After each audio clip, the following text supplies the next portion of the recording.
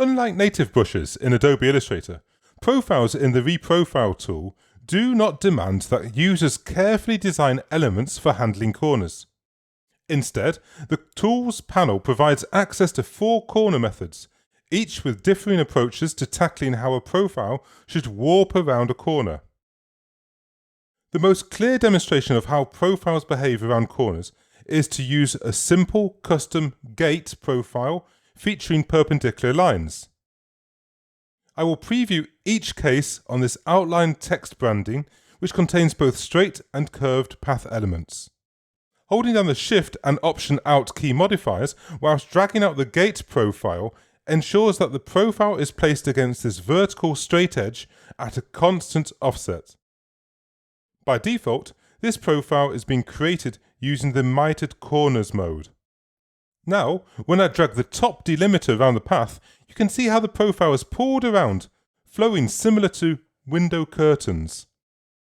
As we're in the mitered corner mode, the single parallel element in the profile is also behaving as if mitered around the sharp corners.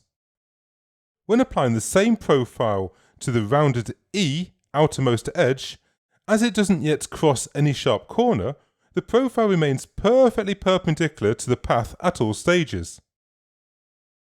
But as soon as I drag the delimiter around the sharp bend, note how the profile's lines start to angle themselves as they sweep around the path in preparation for handling the sharp corner.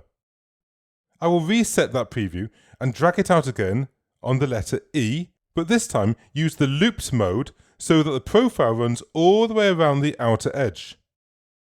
Now, the perpendicular lines adjust their lean towards each and every sharp corner. At this stage, if I switch the corner type to rounded, 3 things become evident. 1. The perpendicular lines are constrained within a boundary that is rounded at each sharp corner. 2. The single parallel line element in the profile also becomes rounded past sharp corners. And 3. The angles by which the perpendicular line's lean alters subtly at each stage to better suit the change in corner shape. However, the approaches between mitered and rounded corners are very similar. A great change happens when I switch to the beveled corners mode. Now, no attempt is made to alter any perpendicular aspect of the profile to cater for corners. Instead, any parallel element is drawn with a mitered join.